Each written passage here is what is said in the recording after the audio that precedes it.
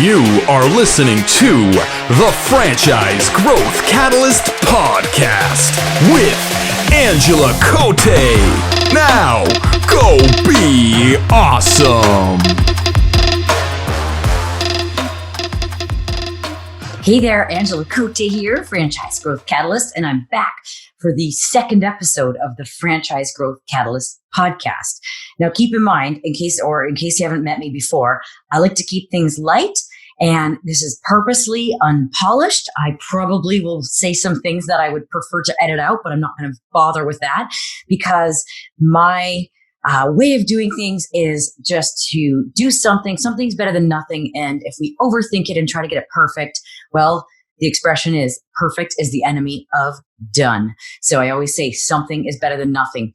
So in advance, forgive the bloopers that might come up throughout this podcast here. We are on episode 2. Hopefully you've checked out number 1, so you know who the heck I am and why I've decided to create a podcast. So I know it's only episode 2, but I'd like to dive right into a topic that I'm super passionate about. If you've ever seen my videos on social media or seen me speak at a franchise conference on a panel or anything like that, you'll probably know that I like to talk about franchisee profitability, the moolah.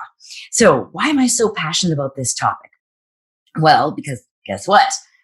The number one driver of franchise company growth is happy, profitable franchisees, right? Right. When I was in my early 20s and the late 90s, I was running around supporting franchisees, helping them to get more profitable. And, having that experience, I had the opportunity to, build these really tight relationships with them and feel their pain. I mean, I'm not kidding. They laughed, cried, and everything in between with me. So I had that opportunity to really see, behind the scenes of what it was like to be a franchisee. And then I got even more behind the scenes when I became a franchisee. So I was a multi-unit franchisee for 18 years. And let me tell you, yes, there were some great times, but there were also the challenging times that, no matter what we did, it seemed we couldn't get the company more profitable or the businesses more profitable. So I've lived and breathed the challenges of franchisee profitability myself. So now, I talk to franchisors and my clients, and I'll say to them when we first start working together, what systems do you have in support systems do you have in place to help your franchisees get to profitability or help them maintain or grow or whatever that is that we're trying to do. And I often hear this comment that, well, they've got our number, they can call us when they need us, or we do audits twice per year. That's a common one I hear. Or, oh, we've got operations manuals, they have our number. It sounds on the surface like that might be enough. But, I see more and more franchisors that are getting franchisees, bringing them on board. And these franchisees, they really need more support. They need something beyond they have our number and they can call us. So on that note, I'm a firm believer that most franchise companies are not checking their franchisees' vitals, like checking a pulse on a regular enough basis. So it's just like think about going to the doctor to get your blood pressure checked. We need to catch these problems before they become a bigger problem and before they fester and spiral and snowball out of control. I work with franchisors to create a cadence or a rhythm, of support and touch points that are going to help us catch those challenges, like I said, before we get to the point where it's actually a problem. And then, we do everything from like vital checks regularly to what, maybe once a year or twice a year or whatever, maybe once a quarter, like an all body scan, right? So what I mean by this is we really need to look at how we support our franchisees on a monthly, weekly, monthly, quarterly, biannually, and annual basis, right? How often are we going to review their profit and loss statements with them? How often are we going to actually see them in person? And how often should you see them in person? And what is the format of these visits and these touch points? Are we doing phone calls? Are we doing in person? Are we doing video calls like this?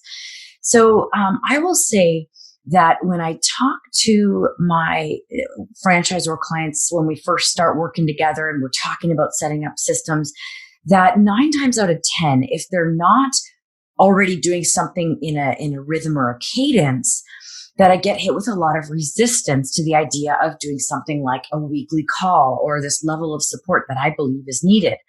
I get statements like, we don't have the resources, or, we're a young franchise. We don't have the resources, or our franchisees are busy. They don't want to talk to us regularly, or we don't really have that much to talk to them about. They like to operate independently. Or what I often hear is, they call us too much already. Well, let's take weekly calls, for example. And if you're an early franchisor, you might want to get out a pen and paper here and start taking notes. So my response when I hear these things like, we don't have the resources or our franchisees are too busy, are, my first question is, well, do you want to grow? Because what did I say the number one driver of franchise company growth is? Profitable franchisees. So we need to help the franchisees to get to that profitability. Nothing else matters if your franchisees are not profitable. It's like if customers weren't coming in the door, you might as well not have the store open, right? So we have to have systems in place to help franchisees. But another piece of the equation is we need to help the franchisees actually first and foremost understand why we're trying to help them and know that we're being sincere about helping them hit their goals. So in other words, we need to create buy-in. You might have heard me talk about buy-in before, and we need to ensure they see what's in it for them. So a starting point, I always think, is to find out their why. Let's dig deep on this. Why did they join this franchise? Are they in the franchise because they want to create wealth to the point where they can take their family on vacations? Do they want to be able to create a business that runs by itself so they can step back and have like a more free lifestyle? Or are they trying to maximize the profitability of the business so they can sell it and make an even bigger return on their investment so that they can go and invest in something else, or use that money towards their children or grandchildren's education? Dig deep into the why and get into the emotions of it, because then we can relate, back when we're talking about what needs to happen. Always relate back to, here's why we're doing this weekly call. It's to help protect some time to talk about your profitability. This isn't about micromanaging. This is about helping you get to these longer term goals. So we need to connect that that's why we're doing this. So as you can probably tell, I do have a ton of passion for this topic. And I've spent a lot of time not only living and breathing it as a field support coach and as a franchisee, but also researching and talking to high profile, successful franchisors to ensure I'm not missing anything. Because the last thing I want is to be going out there and, trying to coach and advise my franchisor clients and be missing something, especially when it's something simple that I could be helping them with. So I've put a lot of time, money, and energy into making sure that what I believe from my upbringing with a franchise and having been a franchisee, that, all of that still applies, and that I'm up to date on the systems and processes and ways to help franchisees to optimize their profitability. So one of the mentors who I've probably learned the most from when it comes to franchisee support is a fellow Canadian, a friend of mine, Dan Monaghan. And if you haven't heard of Dan, you'll be surprised you hadn't once I give you a bit of his background. Dan is the original co-founder of WSI, which is the world's largest digital marketing agency network that he co-founded in 1995. Like, did you even know that there was digital marketing? I didn't even think the internet was around yet. Apparently it was, though. He's also the managing partner of Clear Summit Group, which is an impact franchising organization that makes venture capital and private equity investments in early stage franchise and technology companies. The current portfolio or group of brands that he has consists of almost 2,000 franchise units across the 6 brands that he owns, operating in over 87 countries around the globe. So by now you're probably getting an idea why I go to Dan for his expertise and to find out what they're doing at their brands and in their companies. He's also a best-selling author, sits on multiple boards, especially in franchising and technology. He shares a lot of his time, energy, and expertise. And I've personally seen him keynote at a lot of franchise events and present. And, he's always wowing the audience with his forward thinking insights. So there's so much more I could say about Dan and how awesome he is. But in the interest of efficiency, I'll just try to keep things moving here, but just try to be on the lookout for Dan's presentations if you attend any conferences like the IFA annual convention, which is just around the corner in Orlando, Florida, and which I will be at as well. So definitely reach out if you're going to be there and you want to connect. So as you can imagine, Dan is a very busy guy, but he's also a guy that likes to give back and support other franchisors. I actually mentioned to him that I might give him a call right now just to see if he might mind sharing a few key insights into the support programs that his company, Clear Summit Group, offers for franchisees to help to try to optimize their profitability and ultimately grow the brand. So he's an intelligent guy. Get your pen and paper out. He and I are going to have a little chat. I'm going to give him a call right now if I can get him on the phone. Let's give it a go. Hey, Dan, how's your day going? Going great. Made it through the big snowstorm. I don't know if you heard about it. Actually, you guys got hammered really big by snow. Yeah. Well, what's really funny is I was actually in Ontario, in the Toronto area, when it was snowing out in my neck of the woods, which it never does, and it was raining back where you are in the 6, right, in Toronto. So kind of backwards. I must have brought the rain and left the snow with me, or something like that, I guess. Yeah. Yeah. We got hammered, but all's good. All's good. Well, so anyway, Dan, do you remember when we first met? I can't remember where it was, but it was at an IFA convention. It was. Yeah, I can't remember which one either. They start to all blend together, but you were ambassador, wasn't I? And you were. Yeah, which was super funny because I had met a few people and I was just starting to network with people in the US as well in the franchise community. And a few people had said, well, do you know Dan Monaghan? Do you know Dan Monaghan? And I was like, no, but I guess I better meet this guy. And then little did I know, all of a sudden I show up at the IFA and you were my ambassador. And once we got talking, we realized we both call Kitchener-Waterloo area, near Toronto, where you live, our home. It's where I grew up and where you currently, at the time, resided. And I think we figured out that we attended the same university. Yeah, Laurier. Yeah. So shout out to our friends there at Wilfrid Laurier University in Waterloo. There's a couple. Second biggest Oktoberfest in the world.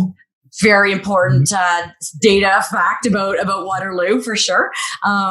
Two other people in franchising that came from Wilfrid Laurier that I know are Robert Bruschi of Control V. And and they're doing really well. And I think Steve Tallis of Stark's Barbershop might have also went there. So shout out to them. It's like the franchise community coming from Wilfrid Laurier, kind of exciting. Real incubator. Yeah, maybe, right? So, and somehow in that conversation when we first met, I don't know how we got onto the topic of Pac-Man. And we found out that we're both actually secret Pac-Man pros. And I think we still need to have a competition to see who's actually better, because I'm pretty sure. We've got a Ms. Pac-Man machine now at the Clear Summit Group offices. So if you're ever in the hood, pop by and we'll have that competition. So are you telling me you've been practicing? Always. Okay. Well, then I better get to what's that? High score. High score. Yeah. Oh man, I'd have to go practice, I think, if we're going to do this. And I remember too, that I told you about my Go Be Awesome, which I don't know where it even came from, but that I just loved saying that. And I remember you saying that you loved it and you encouraged me to use it and use it as my outro. So of course I took that advice seriously and I say that at the end of all my videos. So thanks for that. It's you. I know. Yeah. I think we even checked if the domain was available, and I was thinking about a rebrand. So I know that, for you, it's most common for you to get asked to share your insights about technology and how it's changing the landscape of franchising. So hopefully I'm not going to throw you off too much here, but I would love to chat with you about supporting franchisees today, if you're up for that. Yeah, go for it.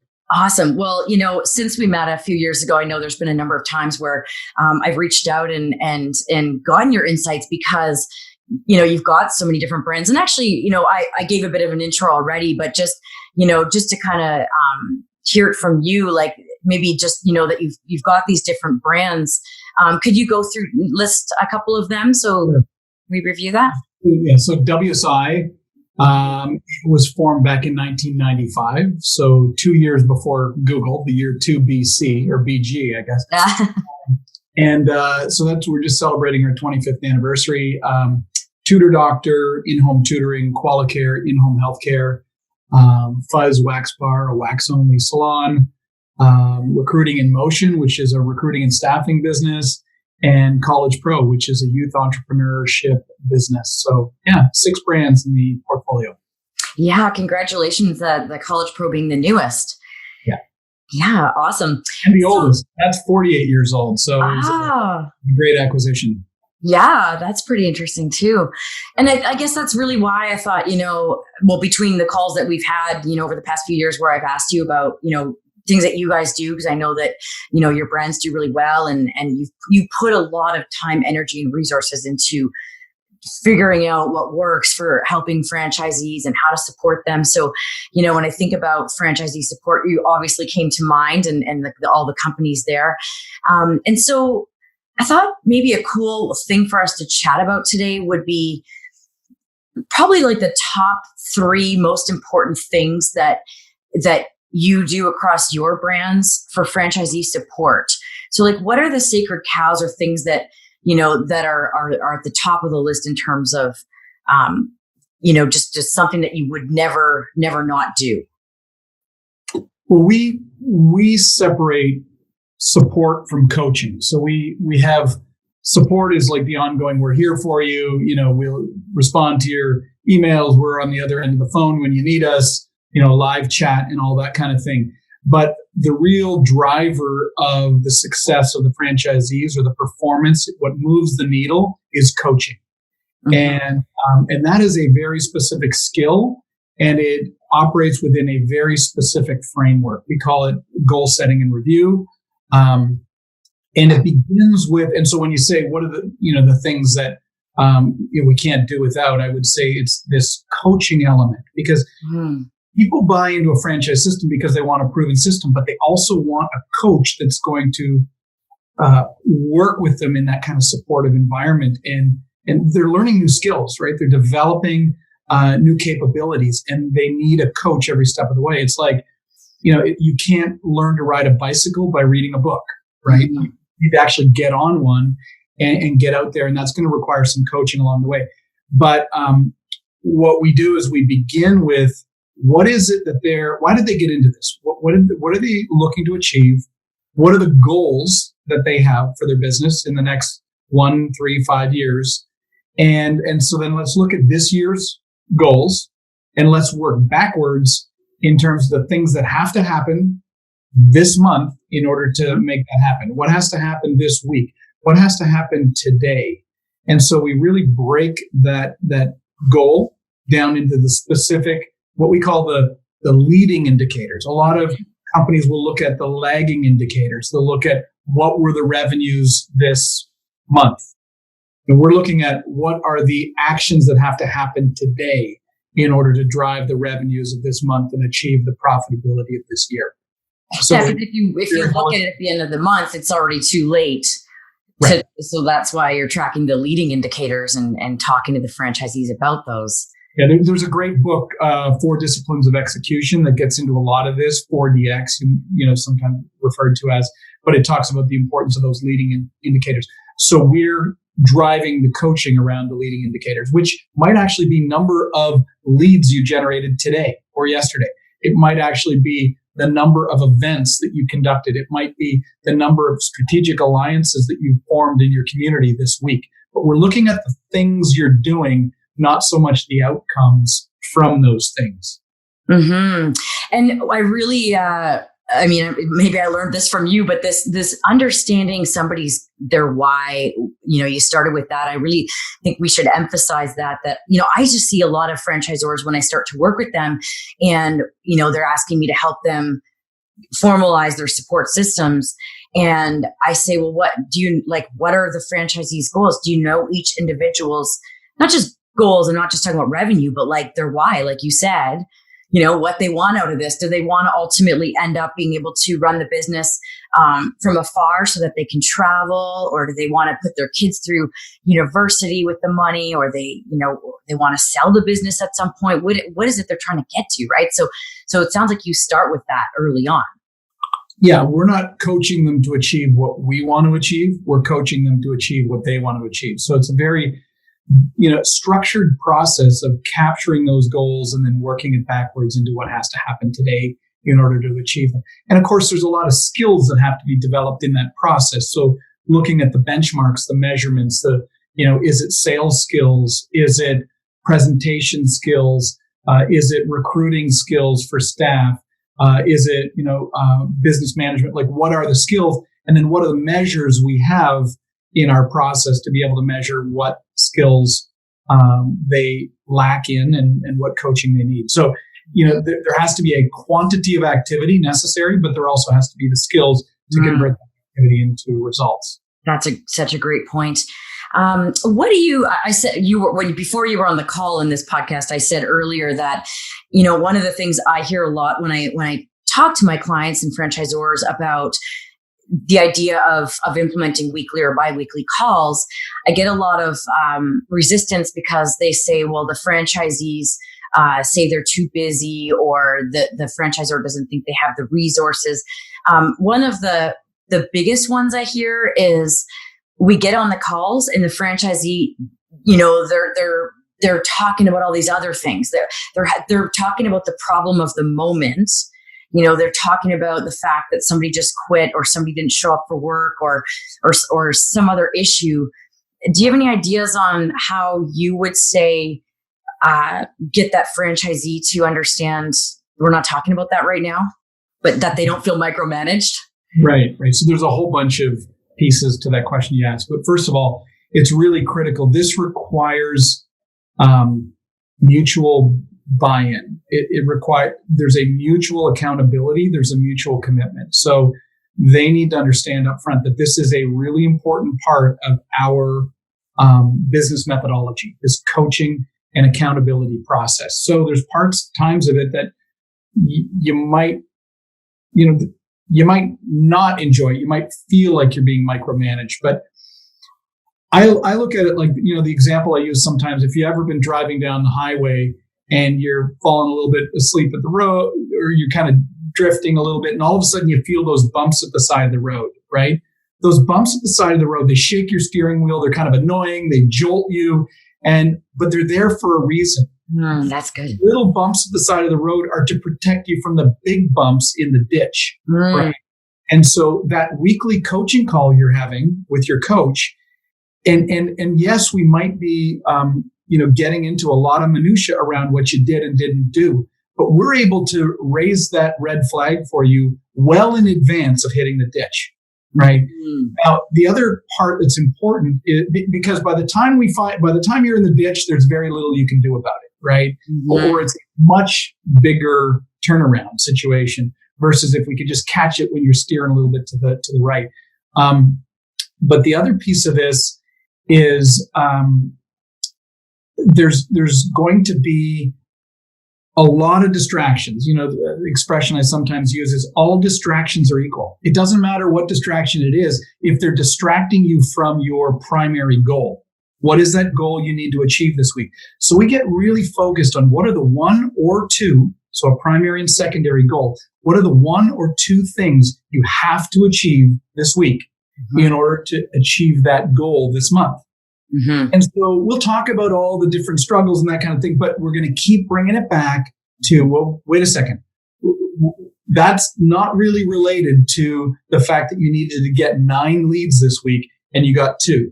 So all these other things they're all distractions, but let's focus. What is the restrainer that held you back from hitting the 9 leads you had to hit this week?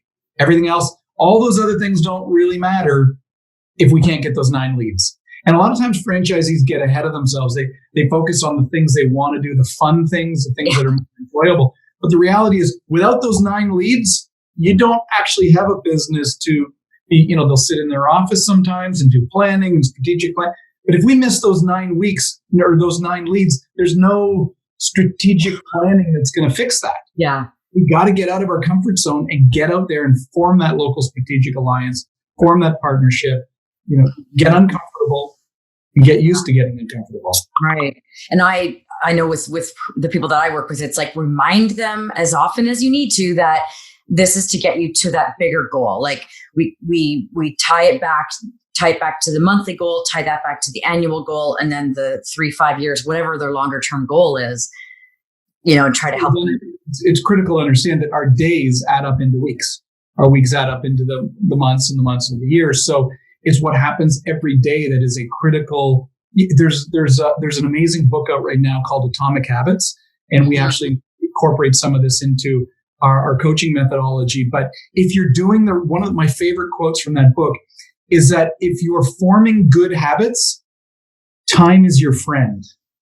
Mm-hmm. If you're forming bad habits, time is your enemy. So it's the little things that we do every day that compound themselves.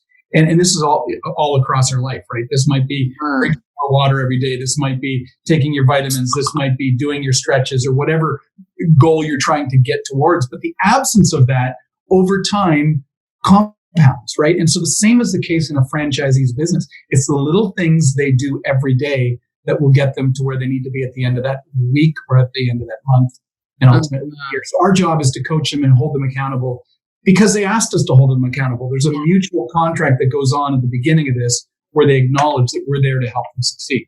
Right. And that's something else you can remind them is you, not in a negative way, not like, hey, you signed up for this, but no, remember you wanted this support and that's why we're doing this with you. We're helping you. We're partners. Right. Right. Yeah, that's good. I want to hear two other, of what things that you would say are the most important in franchisee support. But very quick side note is that I'll save for another time. But the other thing I see go wrong a lot is that person, like you said, they're coaching, and I've just seen so many of franchisors put somebody junior in that role or somebody that doesn't have the skills to be a good coach. And I see that role as one of the most important roles in a franchise company, that person dealing with the franchisees and helping them be profitable. It's true. And just speaking from experience in terms of some of the mistakes we've made, we in the past said, in order to be successful in our coaching program, we need to go out and get the best coaches. Mm-hmm. And what we found is that everybody was doing a different thing. They actually have a coaching system. And it's actually kind of funny and ironic that many franchisors are selling a system, an operating system to their franchisees, but they don't have an operating system for themselves. Right. They actually don't have a formulaic, blueprinted, documented operating methodology for how they run their franchisor system, exactly how they do their coaching. Mm-hmm.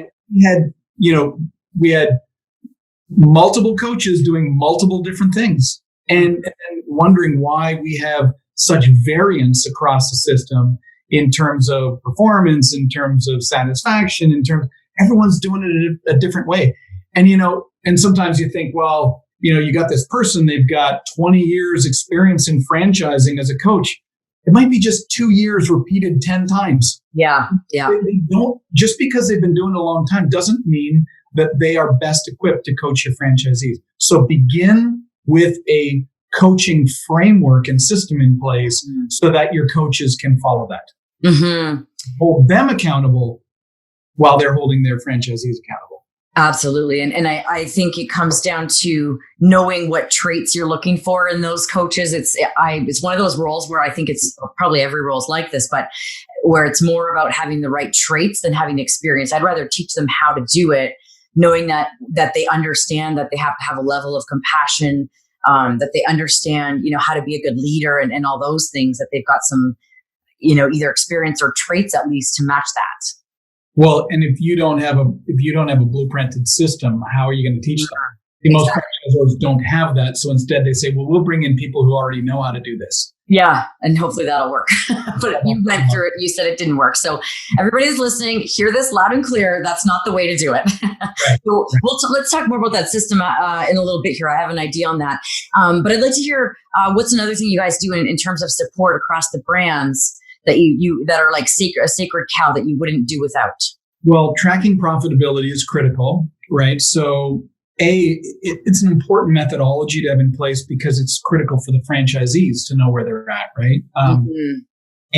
But if they're doing it correctly, that feeds into the franchisor. So, for example, a platform we use that works really well is called QVinci, where basically franchisees are on QuickBooks, and it feeds that QuickBooks data into a central server, and we can see at a glance how all franchisees are doing across the system in profitability. But they can also see how they're doing compared to the averages. So it's they don't see who's doing exactly what, but they can compare themselves to the average benchmarks across the system. And one of the reasons this is really important, in addition to monitoring franchisee success, is because profitability and financial tracking gives the clues to innovation in a system. So when you might have an average across the system, let's say that has, a cost of, a labor cost of, let's say 22%, but you might have one franchisee that's got 20% and someone else that has 24%, and that's giving you an average of 22%. But what can we learn from the person who's at 20%? Because actually, that's a 4% gap between the person at 24%. Never look at averages as what you're shooting for. You should always be looking at the average of the top quartile when it comes to setting your benchmarks. So when we look at those numbers, we can see, wow, these are the people we can learn from. And I think a big mistake franchisors make is this mindset, like, we've got the answers, and if the franchisees would only listen to us and learn from us, everything would be good. But the opportunity that they miss is that how can we learn from our franchisees? Because those top 10% or top quartile may be outperforming our corporate stores, right? So, we have this principle we call think like Sherlock, where everyone in the home office is always approaching our franchisees with this mindset of curiosity. What can we learn? Success leaves clues. So what can we learn from their financials? What can we learn from their other performance benchmarks? And then let's jump in and see, what are they doing differently? Because I think we have to be learning faster than our competitors in the local marketplace. And so that's the question. What is the speed at which your organization is learning? And how are you ensuring that you're learning faster than the competition, that you're learning faster than the marketplace, that your franchise system is evolving faster than the local marketplace? That is a key responsibility of a franchisor. Well, and I know that you're really big on the collaboration, right? The collaborative opportunities. Would that be maybe a third sacred cow then for franchisee support, is encouraging that collaboration and alignment? Yeah, it would be. That think like Sherlock principle is critical. So think about it this way. A local competitor can innovate on a dime, can make a quick change to their system. They can change their offer. They can change a supplier. They can change pricing. Like an independent competitor. Right. Yeah. They don't have this whole chain that they got to deal with. Exactly. And our franchisees have to come to the franchisor and say, oh, can we do this? Can we use this technology? Can we use that? And being part of a franchise system can be a competitive advantage, and it should be a competitive advantage. But it actually can put franchisees at a competitive disadvantage if the franchisor is not learning faster than the marketplace. And there is scenarios where the franchisor can be a restrainer on innovation because they're always the last one to see what's going on in the marketplace. Instead, let's put the brain power, the collective intellectual capital of our franchisee system together. How can we leverage that to learn faster? Where we have 100 minds or 20 minds or however many franchisees are in your system. even if you only have 5, there's exactly. 5 is better than 1, right? 500% greater than 1, right? Yeah. So, but the question is, do you have a framework, a methodology in place that everyone in your organization is thinking like Sherlock? Right? Yeah. That's a methodology as well that you as a franchisor have to have as part of your system. What's the learning strategy? Yeah. So I'm all about, action and giving people real practical steps. So if I understand correctly, the goal setting and review calls are something you guys do weekly for the most part, or bi-weekly. Yeah. profit and loss, you guys are encouraging them to look at it regularly, but maybe monthly at the very least. And then now we are looking at their sales weekly. You are. And comparing that to the same time period last year, comparing that to goal, et cetera. But yeah. But for the franchisee to be looking at it at the minimum on a monthly basis. Yeah. Yeah. Their P&Ls. Yeah. But they should be looking at in their dashboard. They'll see what they're. Yeah. They could look at it every day if they were smart. They just keep an eye on things. So, but with the collaboration and just quick answer here, but how do you foster? Is it like, I guess I know you've got various technology for that, but from a in person, like are there weekly or not weekly, sorry, but other collaborative calls you guys get on, or is the convention more? Yeah, so we have what we call a collaboration framework, and there's several key pieces to the collaboration framework. So number one, you've got a franchise advisory council. Right. Then we have what we call thought leadership committees. So look at the disciplines in your business that are important for success. I'll just give you an example. In the tutoring business, right, with Tutor Doctor, tutor recruitment is critical. We have to have technology is critical in terms of the evolution of our core ERP system or POS system. Customer recruitment.